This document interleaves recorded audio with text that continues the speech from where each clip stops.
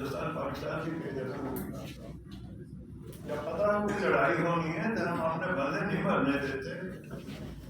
ہم ان کو کہتے ہیں رکھو شادی کر دو واپس آ جاؤ وہ بعد میں لے لیں گے. بندے نہیں مرنے دیتے. بندوں کو ٹھیک قائم رکھنے کے لیے ڈیفینڈ کرنے پڑتے ہیں بارڈر پہ کوئی باہر سے آ کے نہ مارے. دیٹ از وائی اس لیے کہا جاتا ہے کہ یہ کون سا ضروری ہے.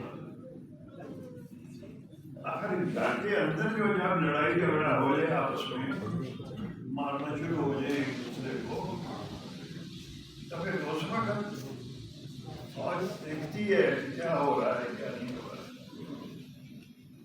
فوج کا کام چوکیدار کے طور کے اوپر ہے. ایک گھر ہے چوکیدار ہے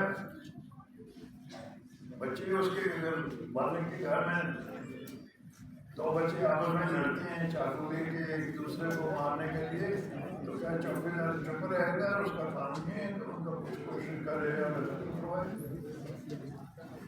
اسی طرح سے جب ملک میں دیکھتے ہیں کہ مارکٹائی ہو رہی ہے حالات بگڑتے جا رہے ہیں تو فوج مشورہ دیتی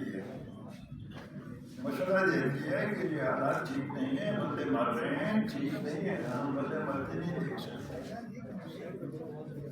بندے مرتے کیوں نہیں دیکھ سکتے کہ فیسٹیول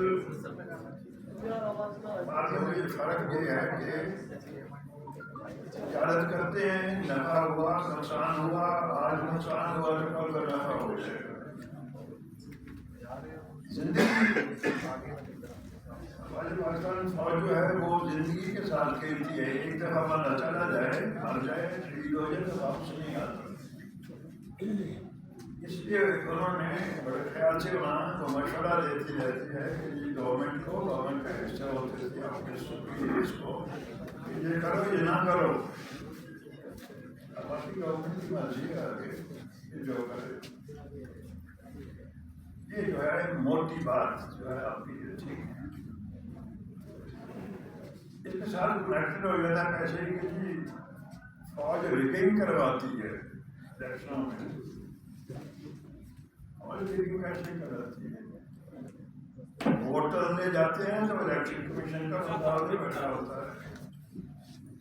جنرل صاحب نے لے جاتے ہیں سارے کچھ. فوجی تو ادھر نہیں ہوتا ہے فوجی بھی ہوتے ہیں نزدیک. فوج کو یہ ڈیوٹی ہوتی ہے کہ